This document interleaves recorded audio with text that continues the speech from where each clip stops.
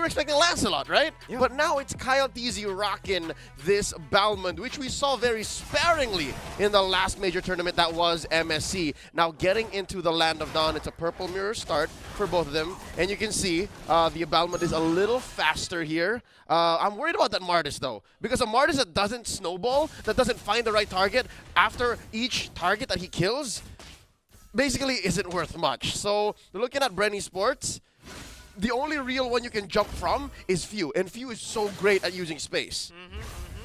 You know, fun fact, last time I saw a Balmond pick in my ranked games was back when I was in Legend. And you guys can get your Legend tickets right now because it's the only one available. As FlapTZ gets a double stun, Brent should be able to find this Lethal Wanderer. That's a good retreat from KyleTZ. Go and collapse onto Bleed, trying to go for more invades. But I think we had a little bit of a discussion as well, Leo, about the matchups here for the gold lane, especially. Beatrix versus Brody, we said it is a skill matchup. It's a 50-50.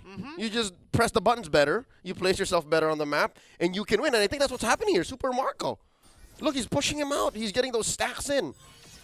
Yeah, Beatrix definitely has he has an okay time if you just go for the farm, but you gotta remember that you need to just last hit. If you shove the wave, Brody will have control. Once Brody freezes the wave, which Super Marco is doing right now, there's not much counterplay to it, unless, obviously, you get a second guy down below into the gold lane, which is right now JPL. And I think if they want to switch things up, this is the game to do so. They want to get the Beatrix into that mid-game power spike as fast as possible to get this Brody and try to shut him down. Because if he gets snowballed, if he gets the turrets, it can be over in the 4th, 5th minute. Yep, which is a throwback to Game 1. In Game 1, Bren Esports did so well to open up the map for Super Marco. And here, looks like Bleed is off to a better start here. On the right foot, if we will. Now Sagitnu spots shenanigans. Turtle gets taken. And it looks like there's not much. He's going to survive this, most likely. But to no avail. Is this what we expected from the Masha? Is this what they wanted to do here in the XP lane? I think it is sort of what they wanted to do, but the thing is, you need to have instant synergy when it comes to that. If you have a Masha distracting, you need to have the members on the other side of the map ready, prepared to go for a trade. And unfortunately here, Deck was just not on the same page. He did not go for the orange buff fast enough, and he actually focused on his purple buff. Meanwhile here, KyleTZ with an invaded cheeky one. He's going to fall. First blood to Bleed Esports, and the Masha is already doing really, really good early on. All right. This is definitely uncharacteristic of Bren Esports, especially seeing what they did in Game 1. What was Kyle TZ doing in that deep? Was there not enough information on the map saying, hey, there could be 2 or 3 Bleed members roaming around, and this is a dangerous invade, this is a dangerous steal? He tried to commit Grand Theft Orange to no avail. That was a wasted rotation there. Definitely a win for Bleed. He got caught by the cops. 1-star cop run. That was a 1-star wasted, man. That was. If you know, you know. That it's not very good. I think it's like, you know, he thinks he has a sports car because, you know, he's an assassin player. He's very mobile. That's right. But in that situation, again, this is why we kind of mentioned it's a bit uncharacteristic to see Kyle on a utility jungler. That's right. Especially something like a Balmond with very, very low mobility and very low playmaking potential. Yeah, he was actually buffed or reconfigured in the last big patch, and it doesn't affect much of his farming. So in that moment when he was farming and there was not much follow through, because again, lethal counter was buffed as well, there was nothing. There was no reason for Kyle to be that deep in. So I'm hoping Bren Esports can, for the sake of their victory here, repair that and then fix that communications breakdown, or for Bleed take advantage so we make it to Game 3, because again, it's not perfect. Bren Esports are not flawless as they seemed in Game 1. Now, with the pull, Bren's still 500 gold ahead. JPL and FMM revealed. I'm wondering what's Few and Kyle thinking. Ogwin takes a nice pixel brush. Turtle at half health. Should be a free one now with lethal counter. Perfect calculation as the mid lane gets shoved in by Deck.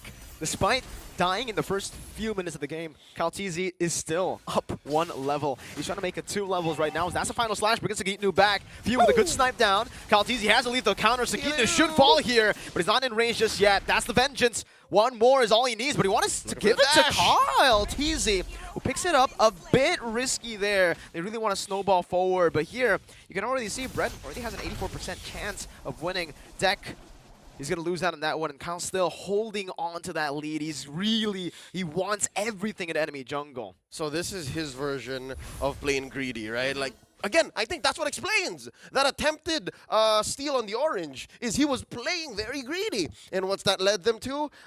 Again, just a smorgasbord of items on this Balmon, who is about 800 gold ahead currently of Deck. And I'm thinking about Deck here. Again, we mentioned how if he's not snowballing, if he's not decimating on decimating on decimating, what do they expect to do? And I don't think there's enough burst from Bleed to do that. Not enough burst at all from Bleed, but looking at the other side, there's a lot of burst on Bren that actually works. And I want to give props to Super Marco here because he understands completely what made or what makes Brody really hard to execute in this patch. The steel leg plates and the buff to the Dreadnought armor, anti-Cuirass, is really what kind of stomps Brody and why we really didn't even think about the Brody. Yep. The fact that he went for the Fury Hammer straight to the Melphic Roar really gives him a lot to say in this game. And look at his emblem. I didn't actually realize this JPL with a good hook. That's a Bloody Hunt as well, but it should not be a kill. Ogwen should be able to disengage. Lethal counter! Almost taking JPL down. Ogwen forced to flicker out a snipe. Ogwen with a sidestep. And now it's just FMM swapping weapons. But back to my point. Melphic Roar, Fury Hammer, double pen, and weapon mastery. Yep, and again, by going with early Malefic Roar, you're going to see increasing returns. And so far, I'm sure there are like a couple of content creators and analysts out there who have done the math. The earlier you get it, the better, especially when you want to snowball, when you want to stop your opponent from getting much burst. FMM! How's the pickoff?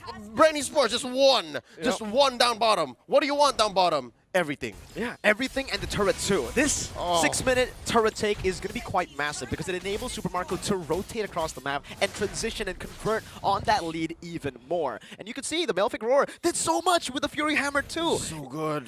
Steel leg plates for FMM. That's what you go for when you're up against a Brody, up against a bully in lane. But when you go for Melphic Roar first item, Steel leg plates has no impact. It's a wash, man. You wear pants, it goes right through it. And what's beautiful about what Super Marco did here is he has the Fury Hammer and then a couple of Legion Swords. Now it's up to him. The world is his oyster. He can build whatever he wants from there. If he sees more pants, then he adjusts Hunter Strike. If he doesn't and he sees that maybe Bleed is getting a little greedy, Blade of Despair. I'm all for it. And now, so far, Bleed are just, again, trying to stop the bleeding. They know that bottom lane has permanent damage, not going to be as clear for FMM to farm from.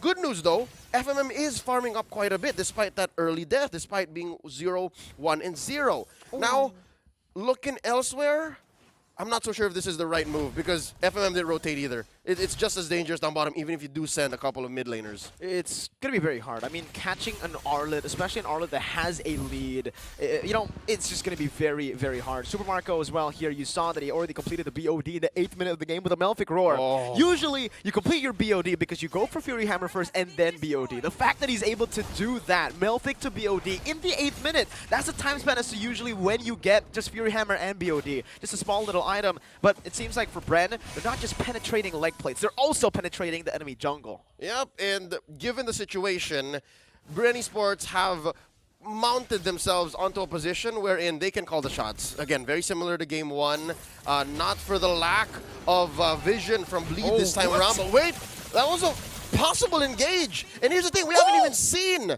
the Minotaur do much.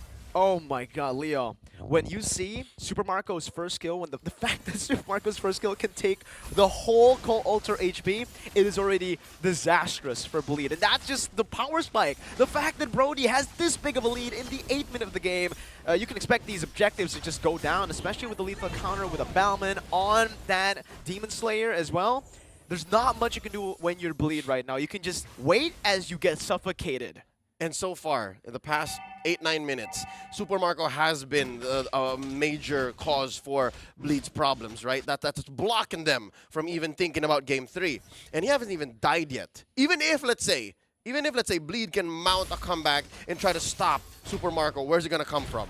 Sagitno from a weird angle? A hook from JPL? Again, Deck, I'm not sure what he has to do here. As a frontliner, maybe go for a disengage, look for this. Sagitno with a jump in. They have good pill, and man, they have good mechanics too. Just easily sidestepping through JPL's Iron Hook. And I don't know if you paid attention to this, Leo, but I want everyone to see how much damage Super Marco does with one hit on the turret. He took that turret down with 2 hits, and it was half HP, right? So I just really want to see what Super Marco does to the turrets right now as Kaltizi jumps into the backline once again. Take a look. You see?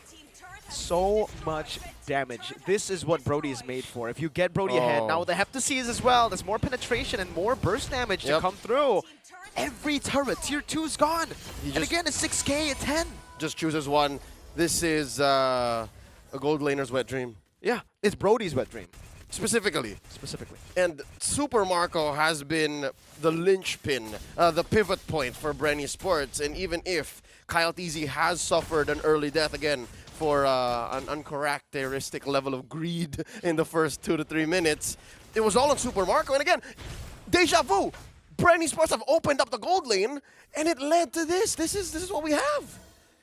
if you see the damage leaderboard, there's not much. Like, you see Super Marco is like, alright, he's doing damage, but he's not doing that much damage. But then you take a look at the damaged turrets. Yep. It should be Super Marco alone at the top. Very lonely. But this is good news for Bleed, because at least they know. They have situational awareness that if we can avoid Super Marco for long enough and build up an arsenal in FMM, maybe we stand a chance. Speaking of which, what's our homie FMM building up here? He has a Blade of Despair of his own, pair of pants, tax speed boots, and then maybe build up his own Malefic Roar here. So yeah, definitely way behind. Oh, about 3K. Oh, almost 3K, 2.5 to be specific. Oh, it's so tough. And Marco understands that, you know what, I already have the damage, I already have a massive lead, I don't want to go for all offensive items. Meanwhile, here, up top, Sagitno is going to be bursted down, goes in for Thunderclap, is able to connect on to Super Marco, but Torn Apart Memory should be able to take him down right here, right now. Sagitno down, Super Marco already on the way to that Win of Nature, just what I was going to say, and he got it, he already has the Win of Nature, so sure. Alright, Bleed, let's say they do hold out until FMM gets his item, Power Spike, which is, I would say, still quite a long way from getting to that power spike. But even if he does, Win of Nature, it's done. Yep. Where then, right? And again, how do you even line up the shots to make sure that FMM gets him in? Again, this is a DPS hero you're looking at. Even if you do catch him with the Renner ults, it's very difficult. Free Lord here, given over to Bren Esports, and they're just going to start taking everything away. Oh, Lord. They even kept the little baby purple. Yeah. They even got the blade armor for Kyle TZ. Even Deck can't farm up. This is good for the King, for KLVJ, but I guess good news, bad news, right? Bad news, what's happening now? Just take a look, right? As a Bleed fan, this isn't what you want to see. Good news is, good high ground defense. I think there's enough peel between Deck, JPL, and Sagitnu for KL and FMM to just clear waves. But they have to play it very, very well. They have to play it right. And that's even just thinking about and assuming Ogun won't do much. We haven't really seen a big-ticket Minoan Fury yet. No, and that's crazy because usually Bren, it really is dependent on Ogun. If Ogun makes the play, if he opens up a fight, Bren just follows. Here, the fact that he's just chilling in the back. Meanwhile, wait, Deck might actually be solo kill here. No. That's what the Unbending Will does, man. So much damage. And only lethal counter from Kyle TZ as he jumps forward under the base turret. A good stun onto kill VJ as he's able to bring Kyle TZ back to the turret, but it's only going to be a first base turret taken down up top for free. Nothing Bleed can do. And look at how Bren managed to waste. Final slash! Bringing Deck all the way in the back. That's a good Iron Hook with the Bloody Hunt as well. Catching him under the base with the Abuser's Bastion. That's the decimation as well. But with the lethal counter and a Minion Fury to knock two members up, it should just be Bren who can push forward, plow down on Bleed Esports with View as well. Finding another kill. Now it's a Sea Halberd for Marco. Super Marco with a flicker forward and the stun now with One Nature as well. Dealing some damage back again. There's some healing coming in from that minion. But that's going to be another kill. Super Marco, even though he falls, he gets a double. And it's a 7-3 stat line. Not as fast as game number 1, but still calm.